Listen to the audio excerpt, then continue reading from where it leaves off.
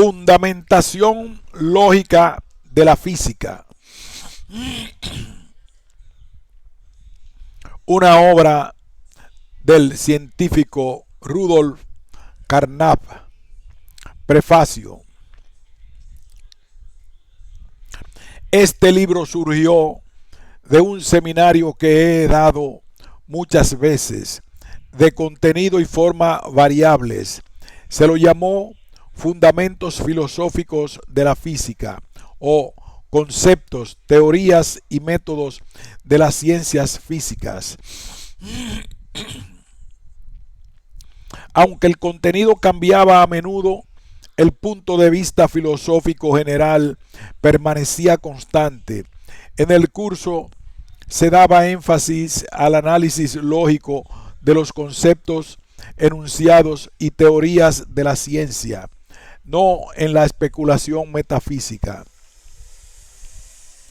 La idea de presentar la esencia de mis charlas informales del seminario en un libro que fue sugerida por Martin Gardner,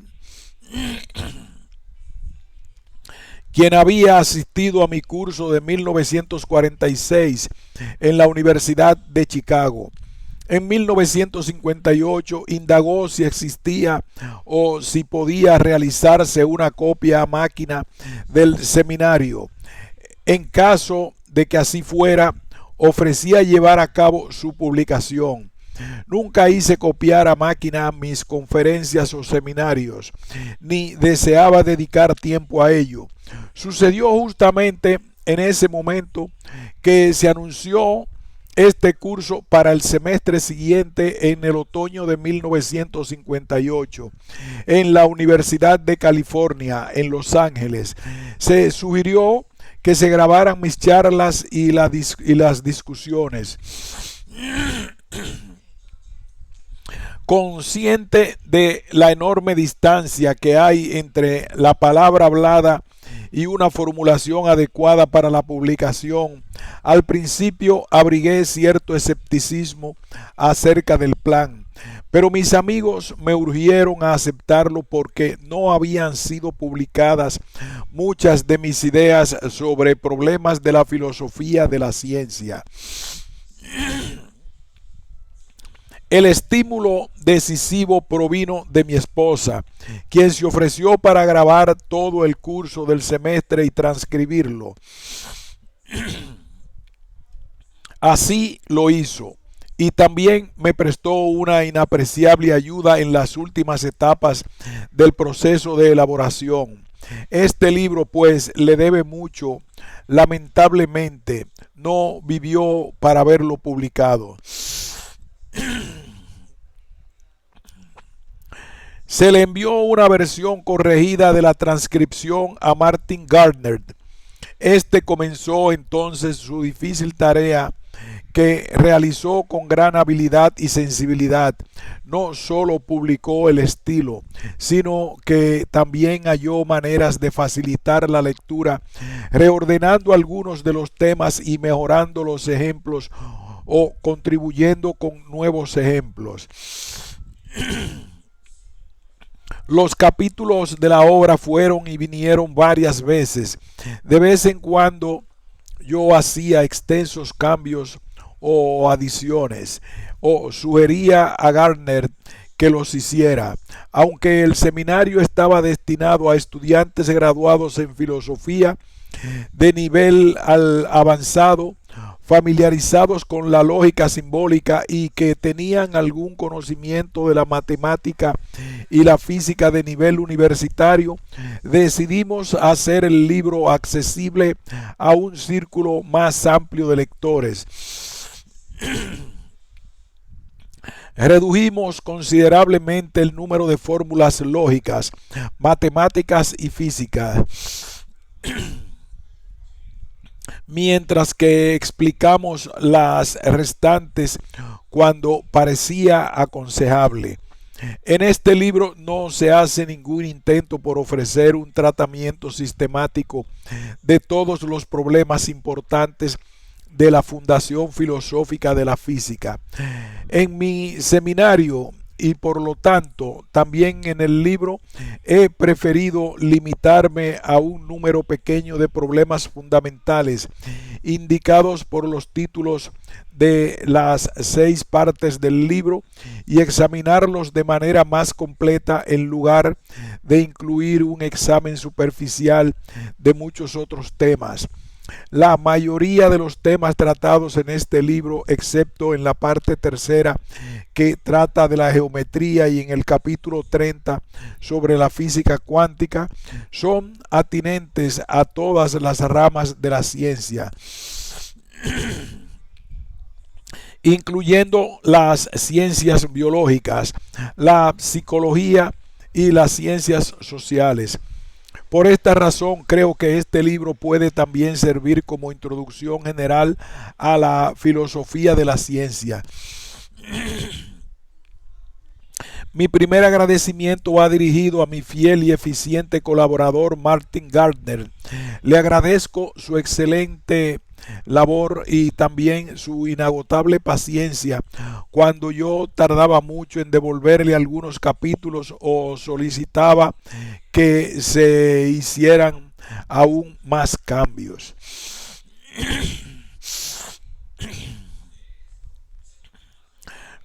Quiero agradecer a mis amigos Herbert Feigl y Carl G.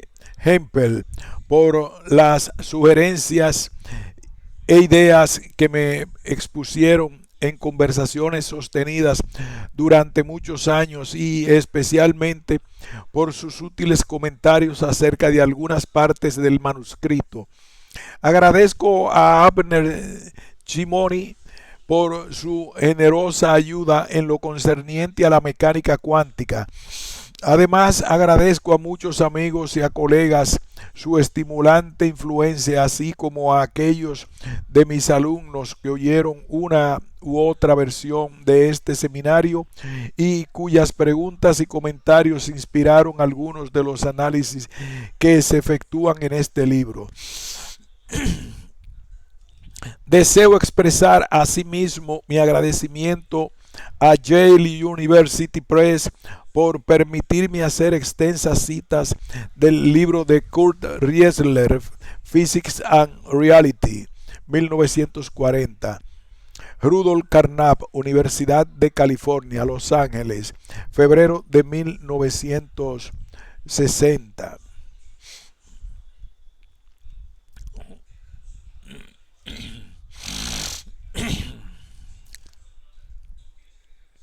Primera parte. Leyes, explicaciones y probabilidad.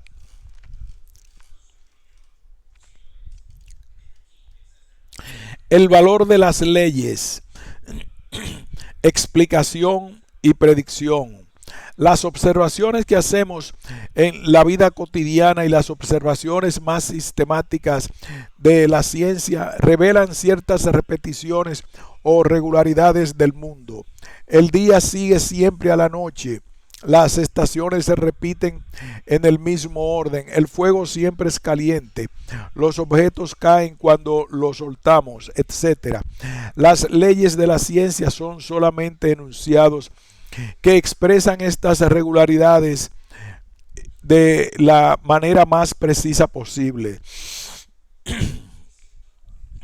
Si se observa una cierta regularidad en todo tiempo y en todo lugar sin excepción, entonces se expresa dicha regularidad en la forma de una ley universal.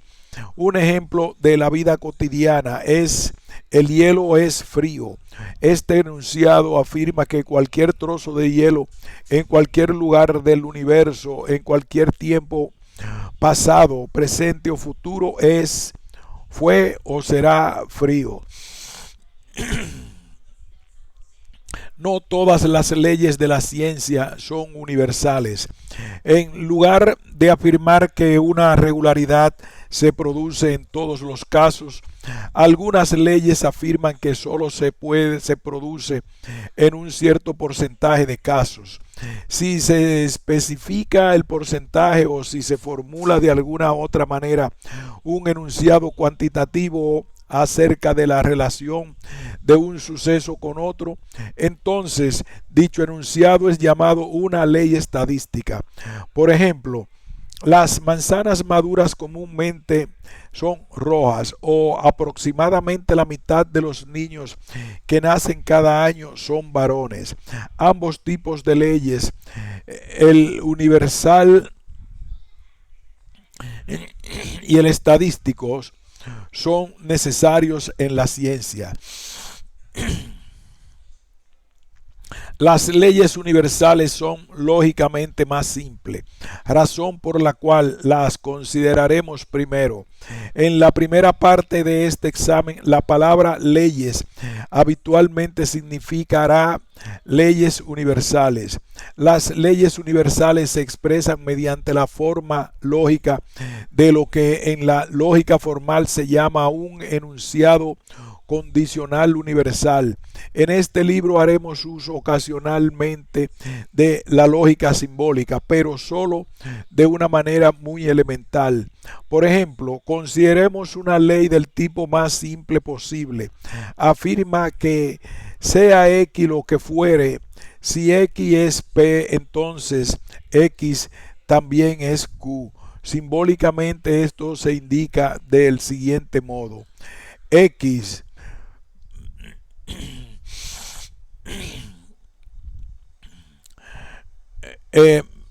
PX intersección de X de Q. La expresión X de la izquierda es llamada cuantificador universal. Nos dice que el enunciado se refiere a todos los casos de X y no a un determinado número de casos. PX dice que X es P y QX dice que X es Q. El símbolo herradura es un conectivo. Vincula el término que está a la izquierda de él con el término que está a su derecha. En castellano corresponde aproximadamente a la aserción sí, entonces sí. Si X representa a un cuerpo material, entonces la ley declara que para todo cuerpo material X, si X tiene la propiedad P, también tiene la propiedad Q. Por ejemplo, en física diríamos, para todo cuerpo X, si se lo calienta, se dilatará. Esta es la ley de la dilatación térmica en su forma más simple, no cuantitativa. En física, claro está, se trata de obtener leyes cuantitativas y de especificarlas de modo que excluyan excepciones. Pero si dejamos de lado tales refinamientos, entonces este enunciado condicional universal es la forma básica de todas las leyes universales. A veces podemos decir no solo que QX rige cuando rige PX, sino también que es verdadero el caso inverso. Cuando rige QX, también rige PX. Los lógicos llaman a este enunciado un bicondicional, es decir, un enunciado que es condicional en ambos sentidos. Pero, por supuesto, esto no contradice el hecho de que todas las leyes universales condicionales sean universales, porque un bicondicional puede ser considerado como la conjunción de dos condicionales. No todos los enunciados de los científicos tienen esta forma lógica. Un científico puede decir: ayer en Brasil el profesor Pérez descubrió una nueva especie de mariposa. Esto no es el enunciado de una ley.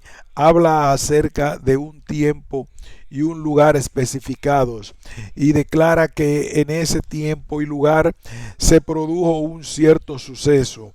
Debido a que tales enunciados se refieren a hechos únicos, se los llama enunciados singulares. Por supuesto, todo nuestro conocimiento halla su origen en enunciados singulares, en las observaciones particulares de individuos particulares. Uno de los problemas importantes y desconcertantes de la filosofía de la ciencia es cómo podemos pasar de tales enunciados singulares a la afirmación de leyes universales. Cuando los enunciados de los científicos se hallan expresados en un lenguaje común y no en un lenguaje más preciso de la lógica simbólica, debemos tener mucho cuidado de no confundir los enunciados singulares con los universales. Si un zoólogo escribe en un libro de texto, el elefante es un excelente nadador, no quiere significar que cierto elefante al cual observó hace un año en un zoológico es un excelente nadador. Cuando dice el elefante está usando él en el sentido aristotélico, se refiere a toda la clase de elefantes. Todas las lenguas europeas han heredado del griego y quizás también de otras lenguas esta manera de hablar en singular cuando realmente se alude a una clase o tipo. Los griegos decían el hombre es un animal racional. Se refería, claro está, a todos los hombres, no a un hombre particular. Análogamente decimos el elefante cuando nos referimos a todos los elefantes, o la tuberculosis se caracteriza por los siguientes síntomas. Cuando nos referimos no a un caso particular de tuberculosis, sino a todos los casos. Es lamentable que nuestro lenguaje tenga esta ambigüedad porque es una fuente de muchos malentendidos. Los científicos a menudo se refieren a enunciados universales o más bien a lo que expresan tales enunciados como a hechos. Olvidan que la palabra hecho se aplicaba originalmente a sucesos singulares, particulares, y es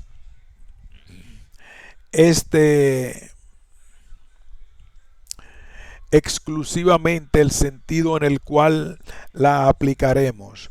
Si se interroga a un científico acerca de la ley de la dilatación térmica, quizás responda, ahí la dilatación térmica es uno de los hechos conocidos y básicos de la física. Análogamente, hablamos del hecho de que una corriente eléctrica genera calor, del hecho de que la electricidad produce magnetismo, etc. A veces se los considera hechos familiares de la física. Para evitar malentendidos preferimos no llamar hechos a tales enunciados. Los hechos son sucesos particulares. Esta mañana en el laboratorio hice pasar una corriente eléctrica a través de un solenoide dentro del cual se hallaba un cuerpo de hierro y hallé que éste se hacía magnético.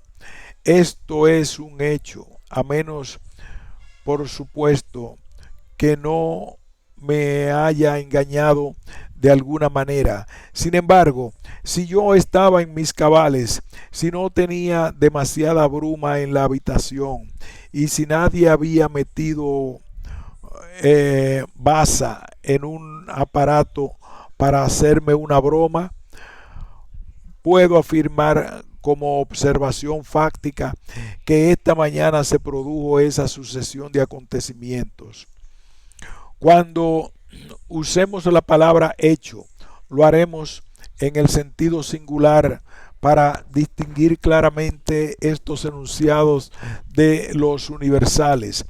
A estos enunciados universales los llamaremos leyes, aunque sean tan elementales como la ley de la dilatación térmica, o aunque sean aún más elementales como los enunciados del tipo todos los cuervos son negros.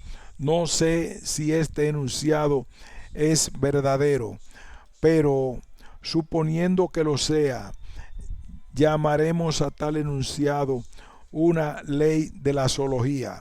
Los zoólogos pueden hablar informalmente de hechos tales como que el cuervo es negro o el pulpo tiene 8 brazos, pero en nuestra terminología más precisa, los enunciados de este tipo serán llamados leyes.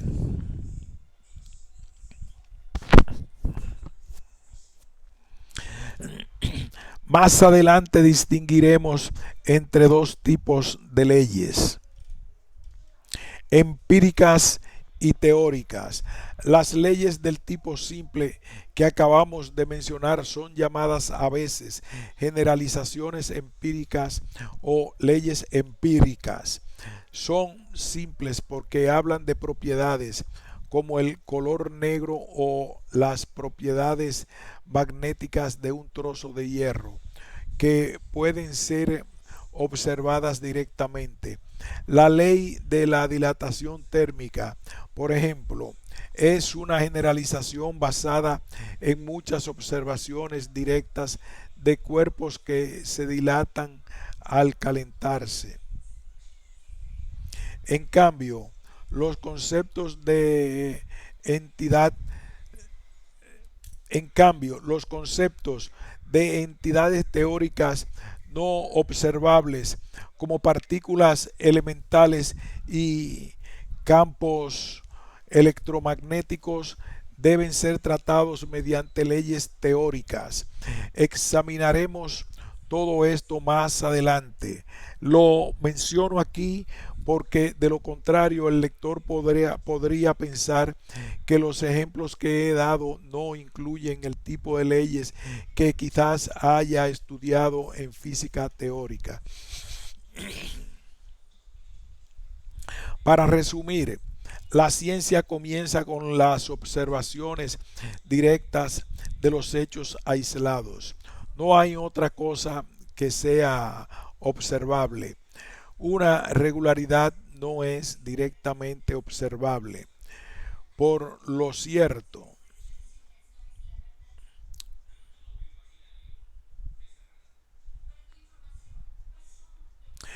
las regularidades se descubren solamente cuando se comparan muchas observaciones. Estas regularidades se expresan mediante enunciados llamados leyes. ¿Para qué se usan tales leyes? ¿Qué propósitos sirven en la ciencia y en la vida cotidiana? La respuesta es doble. Se las usa para explicar hechos ya conocidos y para predecir hechos aún desconocidos. Primero, veamos cómo se usan las leyes de la ciencia para las explicaciones. No puede darse ninguna explicación, es decir, nada que merezca el título honorífico de explicación, sin referencia al menos a una ley. En los casos simples hay solamente una ley, pero en los casos más complicados puede haber conjuntos de muchas leyes. Es importante destacar este punto porque los filósofos han sostenido a menudo que pueden explicar ciertos hechos de la historia, la naturaleza o la vida humana de alguna otra manera, especificando algún tipo de agente o fuera que hace responsable del suceso que se quiere explicar. En la vida cotidiana, la anterior es, por supuesto, una forma corriente de explicación. Alguien pregunta, ¿Cómo es que mi reloj, al cual dejé sobre la mesa antes de abandonar la habitación, ya no se encuentra aquí? Se responde: vi a Rodríguez entrar en la habitación y tomarlo. Esta es una explicación de la desaparición del reloj. Quizás no sea considerada una explicación suficiente. ¿Por qué Rodríguez tomó el reloj? ¿Quiso robarlo o solo pedirlo prestado? Quizás lo tomó con la impresión errónea de que era suyo. El primer interrogante, ¿qué sucedió con el reloj?, fue respondido mediante el enunciado de un hecho: Rodríguez lo tomó. El segundo interrogante, ¿por qué lo tomó Rodríguez?, puede percibir respuesta apelando a otro hecho: lo tomó prestado por un momento. Parecería pues que no necesitamos leyes para nada. Preguntamos por la explicación de un hecho y se nos ofrece un segundo hecho. Preguntamos por una explicación del segundo hecho y se nos ofrece un tercero. Los pedidos de ulteriores explicaciones pueden traer a colación aún otros hechos, porque es necesario entonces referirse a una ley para dar una explicación adecuada de un hecho. La respuesta es que las explicaciones por los hechos son explicaciones por leyes disimuladas. Aquí hacemos una pausa y continuaremos más adelante con este próximo párrafo que comienza a partir de la respuesta es que las explicaciones, punto suspensivo.